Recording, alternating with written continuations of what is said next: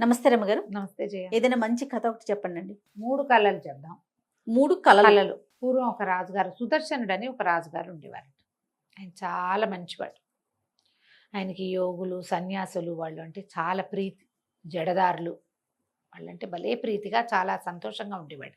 వాళ్ళు వస్తే వాళ్ళని పాదపూజ చేయటము, తమ దగ్గర అట్టు పెట్టుకోవటము, వాళ్ళకి వలసినవి కావాల్సినవి చేయటం, ఎక్కడికైనా ఏదైనా ఏర్పాటు కావాలంటే చేయటం. చాలామంది రాజులు అలా ఉండేవాళ్ళు. అవును, అవును. యోగ పుంగవుల మీద ఎక్కువ ఆసక్తిగా ఉండేది. అయితే ఒకసారి ఏమైందట, ఒక జడదారి ఒక ఆయన వచ్చాడు. వస్తే రాజుగారు ఆయన్ని విశేషంగా సేవించాడు. సేవిస్తే రాజుగారి సేవలకు ఆయన సంతోషించి ఏదైనా ఒక మంచి మాట చెప్పాలని, రాజా నీకు 3 చెడు కళలు రాబోతున్నాయి, దుస్వప్నాలు వస్తాయి నీకు. అవి 3 రోజులు వరుసగా చెప్పాడు. ఈ 3 రోజుల్లో నీకు 3 చెడు కళలు వస్తాయి, అప్రమత్తంగా ఉండు ఆ కళల విషయంలో, నువ్వు జాగ్రత్త అని చెప్పాడు. అయితే ఆ వెళ్ళిపోయిన తర్వాత ఆయన 2వ రోజు, 3వ రోజు, 4వ రోజు చెప్పాడు. ఈయన కంగారు పడ్డాడు. ఇలాంటి మహానుభావులు ఒట్టి మాటలు చెప్పరు. చెప్పిన మాట ఖచ్చితంగా నిజమైండు, నిజం అవుతుంది. ఎన్నోసార్లు చూసాం. ఎట్లా చెడు కళలు రాకుండా తప్పించుకోవాలి. మనకి దుస్వప్నం అంటే మనకే పీడకలంటే చచ్చే భయం. అవును, పీడకలు వస్తాయని భయపడతాం. బాత్రూమ్కి వెళ్ళి కాళ్ళు కొడుకోపోతే పీడకలు వస్తాయి అని కేకలేస్తాం పిల్లల్ని. భయం కదా. పైగా అదేంటి ఆ పూట నిద్ర చెడ్డం కాదు, ఆ భయం వెన్నాడుతూ ఉంటుంది, మనం వెంటాడుతూ ఉంటుంది అనమాట. అయితే ఈయన ప్రతి వాళ్ళు మంత్రులు అందరూ ఏం సలహా చెప్పారు. ఒక పెద్ద మంత్రి గారు ఉన్నారు, మృత మంత్రి. ఆయన ఏమన్నాడంటే, మీరు పగలల్లా పడుకోండి, రాత్రి కాస్త సంగీతము గాన భజానతో కాలక్షేపం చేస్తే నిద్ర పట్టకుండా ఉంటుంది, సరిపోతుంది. అప్పుడు కళ రాకుండా మనం అవాయిడ్ చేయొచ్చు ఓరి అని చెప్పాడు. చెబితే సరే రాజుగారు ఆ రోజు పగలల్లా బాగా నిద్రించి సుఖంగా పడుకుని బాగా సాయంకాలం దాకా రెస్ట్ తీసుకుని సాయంకాలం వీధుల్లోకి దిగాడు. రాత్రి ఆయన ఏదో సంగీతం కచేరి అది వింటున్నాడు, కానీ మధ్యలో ఇట్లా కునుకు పట్టేస్తుంది. మనం ఇట్లా కూర్చున్నప్పుడు కూడా కునుకు వచ్చేస్తుంది కదా, లోపల నుంచి నిద్ర తన్నుకొస్తుంటే. ఈ కునుకు పట్టిన క్షణంలో ఆయనకు ఒక కల వచ్చింది. బుసలు కొడుతున్న ఒక పాము తన మీదకి ఎగబడుతున్నట్టుగా. ఓకే. పాము ఎగబట్టం అంటే ఎలా ఉంటుంది? అసలు మామూలుగా పాముని ఊహించుకుంటేనే మనకు గుస్బంప్స్ వచ్చి జలదరింపుస్తుంది. అది పోతుండగా చూసినా భయం వేస్తుంది. అవును. అది ఎదురు తిరిగితే ఇంకేమైనా ఉంది, మీదకి దూకుతున్నట్టు వచ్చింది కళ. అడిలిపోయాడు ఈయన. సరే అయిపోయింది, వెలుగు వచ్చేసింది, గుర్తొచ్చేసింది, గుర్తొస్తోంది, భయం వేస్తోంది. సో 2వ రోజు కూడా ఇలాగే పగలు నిద్రపోయి రాత్రి చాలా చిన్న నిద్ర, ఆకాశం నుంచి పిడుగు పడుతున్నట్టు తన మీద. ఆ పిడుగు నుంచి తప్పించుకోవడానికి తను అటు ఇటు పరిగెడుతున్నట్టు, పిడుగు పడిపోతోంది, కనపడుతోంది. అయినా సరే పిడుగు తన వెంటే పడుతున్నట్టు కలొచ్చింది. ఏం చేయాలి? 3వ రోజు కూడా ఇలాగే చిన్న నిద్ర. ఈ చిన్న నిద్రలో ఆయనకి ఏం కలొచ్చిందంటే, ఎర్రగా రక్తవర్ణంలో ఉన్న నీళ్లు, రక్తమేనేమో అది, తనందులో మునిగిపోతున్నట్టు. నెత్తుట్లో మునిగిపోతుంది. ఆ కూతురు మణిమేఖల యువరాణి, ఆ అమ్మాయి చేతులు పుచ్చుకొని తన్ని బయటికి లాగుతున్నట్టు కలొచ్చింది.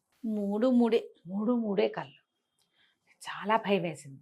ఏ జడదారైతే నీకు కళ్ళు వస్తాయి జాగ్రత్త అని చెప్పాడో ఆయన వెళ్ళిపోయాడు. ఇది చెప్పేవాళ్ళు ఎవరు లేరు. అక్కడి నుంచి ఈయన ఆలోచిస్తున్నాడు, వాళ్ళని అడుగుతున్నాడు, వీళ్ళని అడుగుతున్నాడు, ఏమీ తెలియటల్లా. ఇంతలో ఏమైందంటే, ఒక శంకరం అని పేరేదో మారినట్టుంది, నాకు గుర్తులేదు, లేదా మహేశుడు అనే ఒక అతను వచ్చాడు.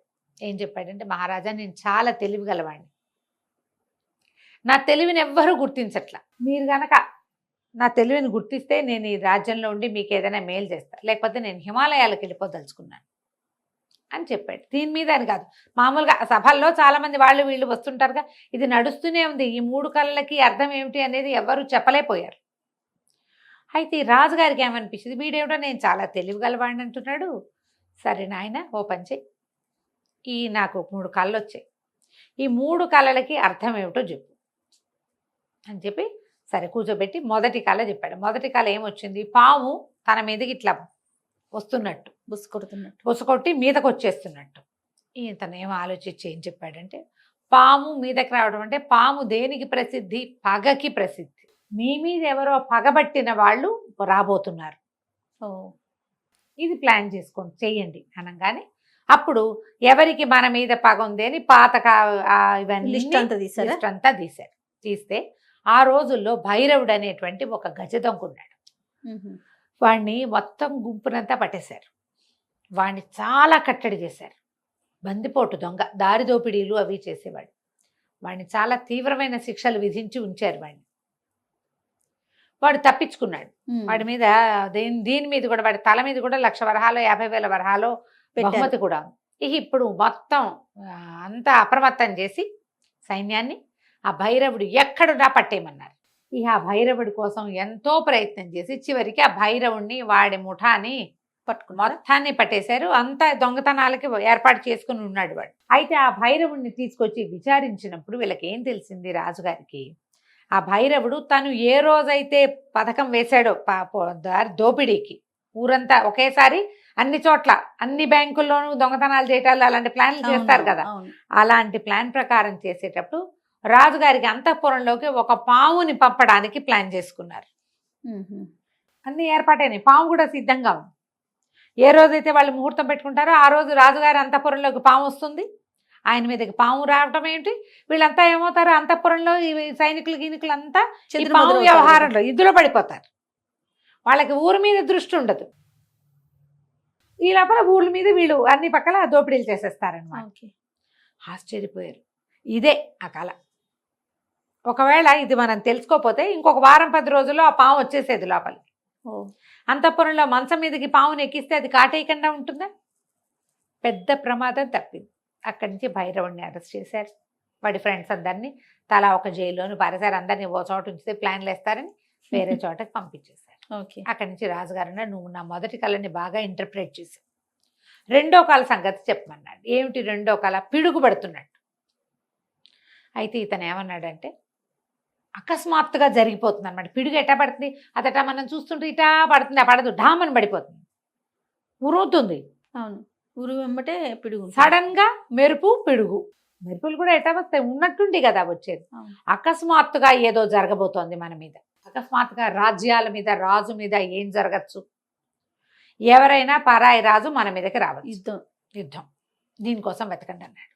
అనేసరికల్లా ఇతను ఏం చేశాడు, సరే గూఢచారి వ్యవస్థ అందరినీ ప్రశ్నించాడు. ఎక్కడి నుంచి అయినా మనకి ఏదైనా థ్రెట్ ఉందా, అభిజ్ఞ వర్గాల భోగట్ట అలాంటివి ఏదో అంటారు కదా, ఏదో అంటారు దాన్ని. ఇప్పుడు మనకి సినిమాల్లో బాగా వినపడుతూ ఉంటాయి.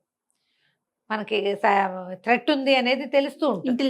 ఇంటెలిజెన్స్ రిపోర్ట్ ప్రకారం చూస్తే కోసల రాజ్యం, వీళ్ళ రాజ్యానికి పక్కనున్న రాజుగారు, నిజానికి ఇది చిన్న రాజ్యం, అది చాలా పెద్దది, వాళ్ళు తెంచుకుని వీళ్ళ మీద పడబోతున్నారు. తెలిసిపోయింది ఇది రాబోతోంది. ఇది ఎట్లా తెలిసింది, వాళ్ళు చాలా సింపుల్గా ప్రయత్నాలు చేసుకుంటున్నారు. ఎక్కడికి వెళ్తున్నారో కూడా సైనికులు కూడా తెలియకుండా ఉంచారు.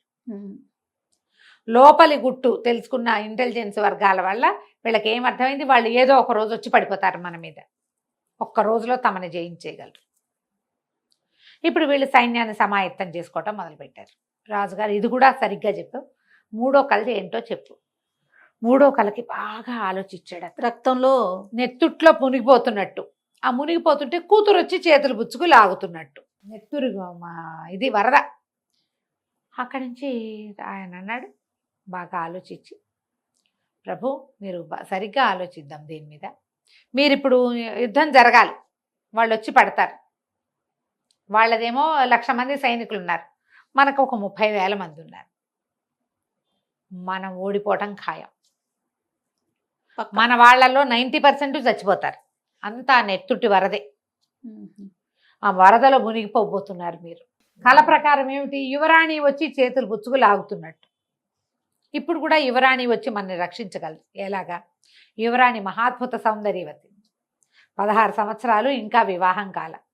మనం ఒక పని చేద్దాం, ఇవన్నీ మన పొరుగు దేశపు రాజుగారికి రణార్ణవుడికి విద్యాధరుడని అందమైన కుమారుడు ఉన్నాడు, ఇంకా వివాహం కాలేదు.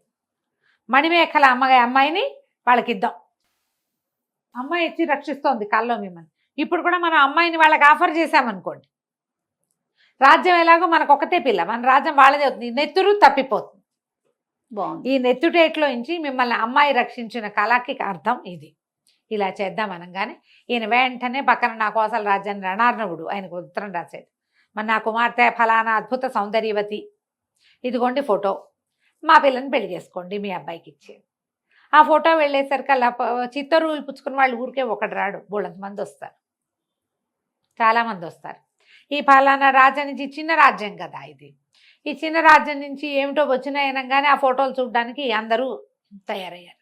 పటాలు చూసేసరికి అబ్బో ఎంత బాగుంది అమ్మాయి, ఎంత బాగుంది, యువరాజు పక్కన ఎంతో బాగుంటుంది అన్నారు. యువరాజు కూడా ఆ పిల్లని చూసి కాస్త ప్రేమలో ఆకర్షణలో పడ్డాడు. ఇప్పటిదాకా రాజుగారికి ఏమనుంది, రణార్ణవుడికి ఈ రాజ్యాన్ని జయించాలనుంది.